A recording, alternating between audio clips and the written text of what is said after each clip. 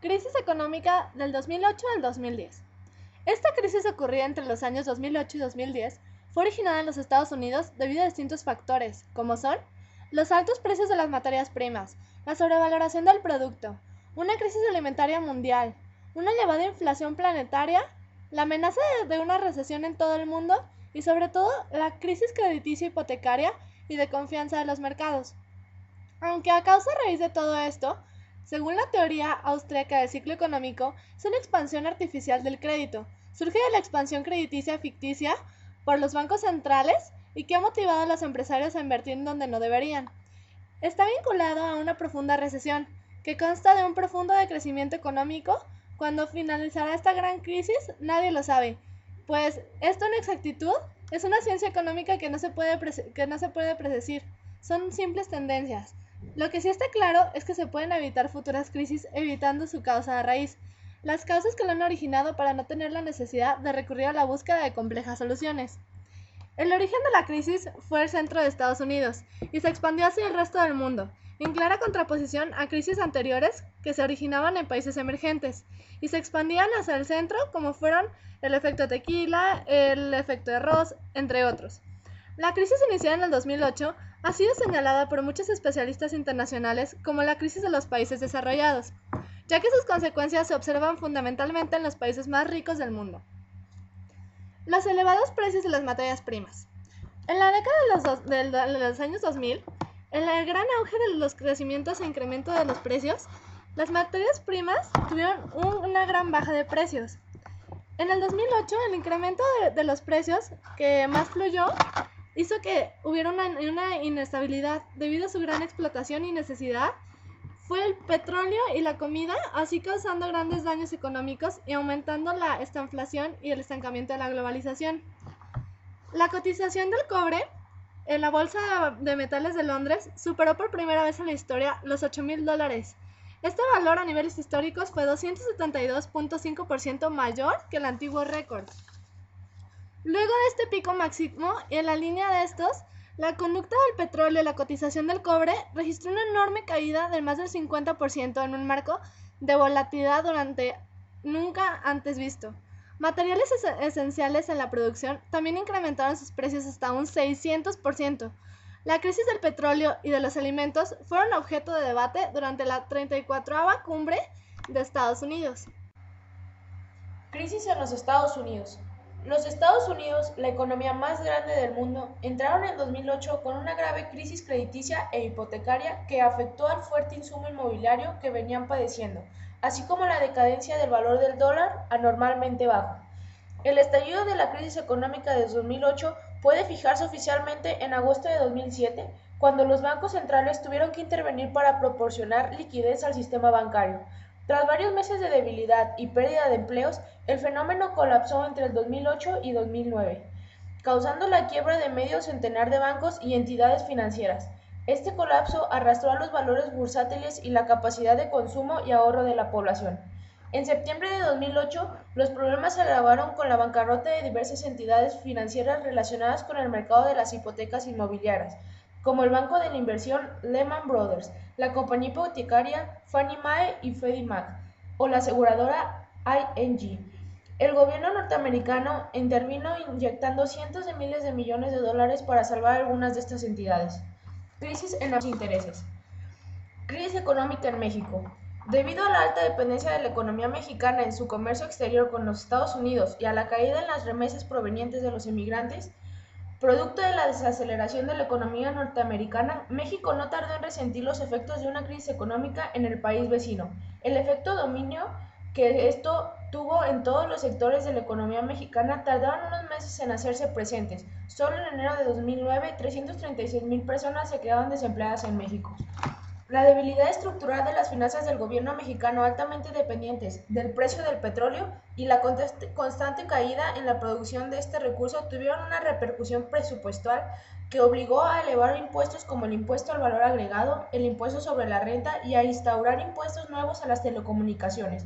Desafortunadamente, estos ingresos no van encaminados a nuevas inversiones o proyectos productivos, sino a mantener una burocracia inoperante que consume el 80% del presupuesto. Esto plantea nuevos escenarios de crisis en un mediano plazo.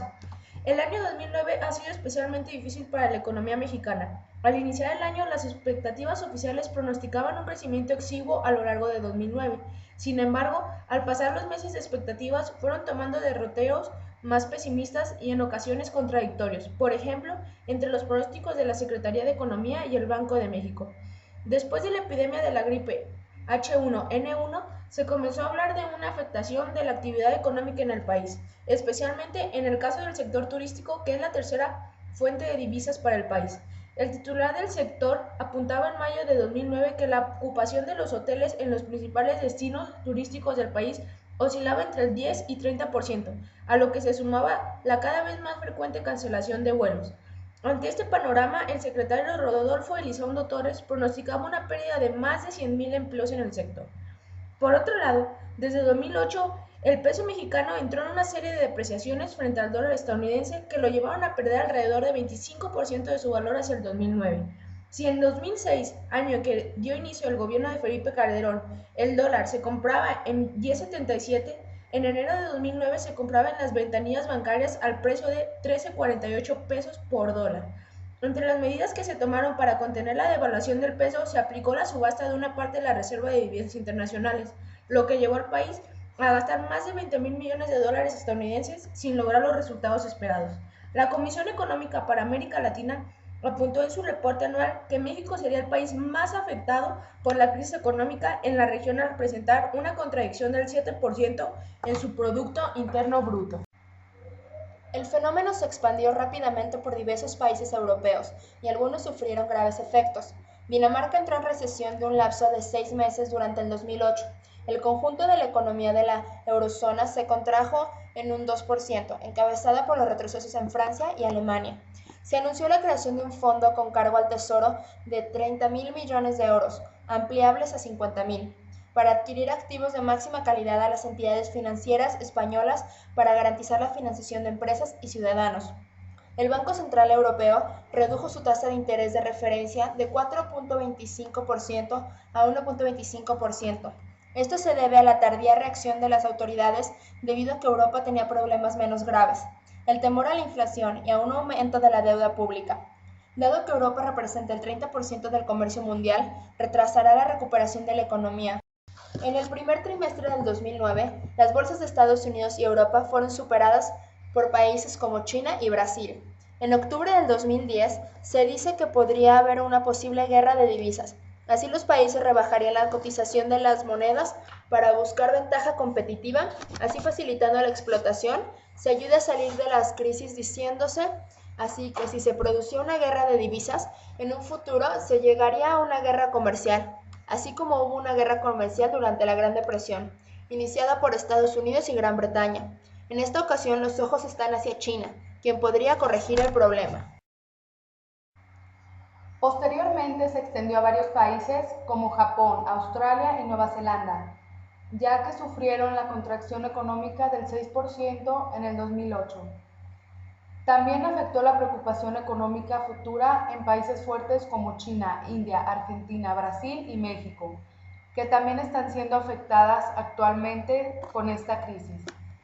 Alemania, la mayor economía de Europa, se contrajo el 0.5% en el tercer trimestre después de la caída del 0.4% en el segundo trimestre, en su primera recesión en 5 años. Italia se hundió en la recesión, su primera desde el inicio del 2005, después de que el PIB cayese 0.5% en el tercer trimestre. En el segundo trimestre, el PIB había bajado 0.3%. Japón, la segunda mayor economía, entró en recesión, su primera en 7 años, con una contracción de PIB del 0.1% en el trimestre julio-septiembre. La crisis financiera frena la demanda de sus exportaciones. Estados Unidos.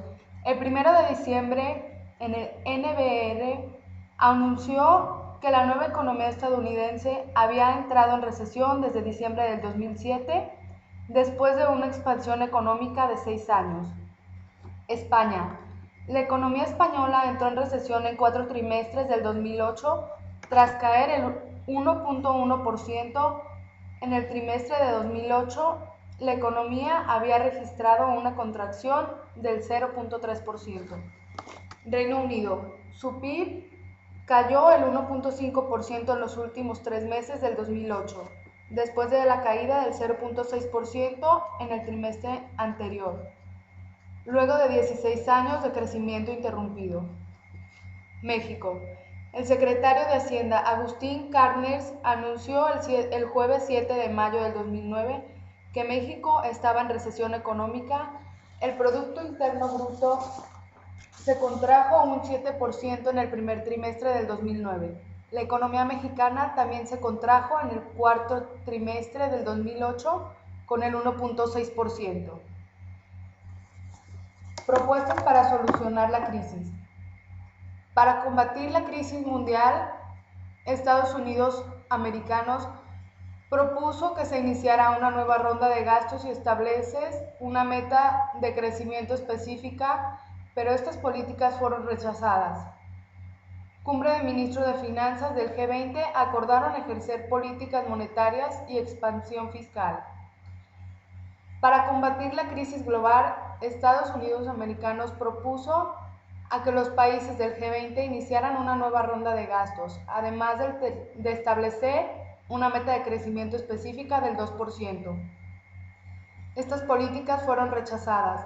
La Cumbre de Ministros de Finanzas del G20 acordaron hasta llegar a que el crecimiento aumentara.